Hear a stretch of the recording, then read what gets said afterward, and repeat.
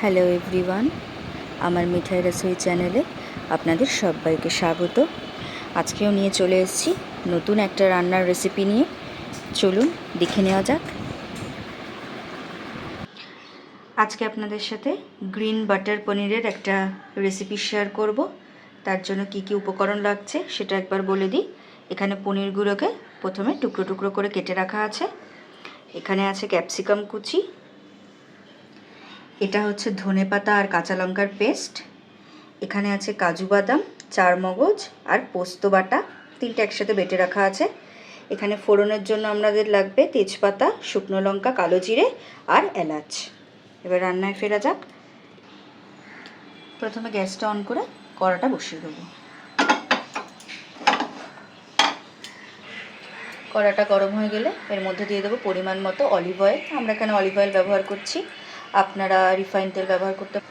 এর মধ্যে দিয়ে দেবো একটু সামান্য পরিমাণে লবণ। তেলটা গরম হয়ে গেছে, এরপরে পনিরগুলোকে দিয়ে হালকা করে ভেজে নেবো।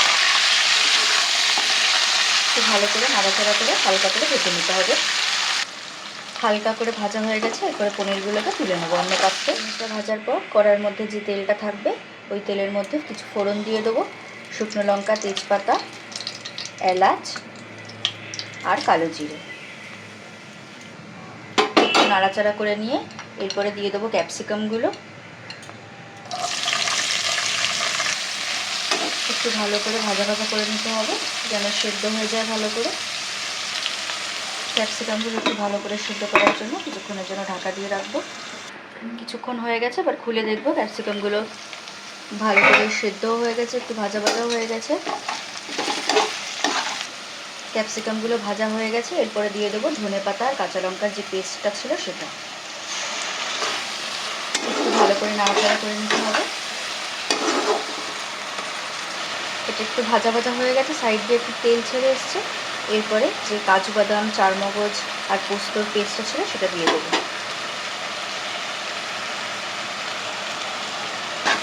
এবার একটু ভালো করে নাড়াচাড়া করে নিতে হবে।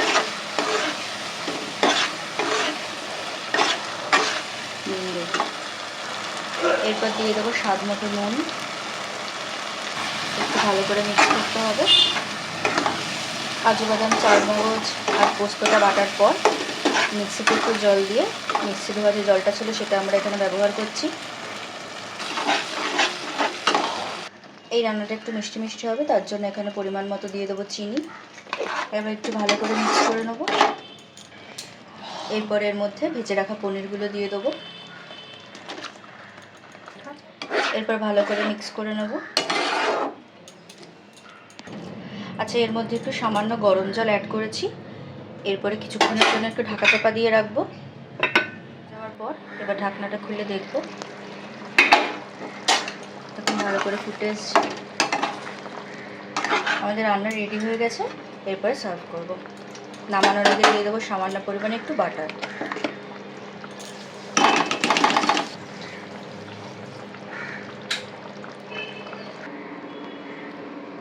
Green paneer ready and serve. এই রান্নাটা এইভাবে আপনারাও বাড়িতে করবেন, দারুণ লাগে খেতে। রুটি পরোটার সাথে সার্ভ করুন, খুব ভালো লাগবে খেতে। আজকের ভিডিও এই অবধি, আবার দেখা হচ্ছে পরের ভিডিওতে। ততক্ষণের জন্য টাটা।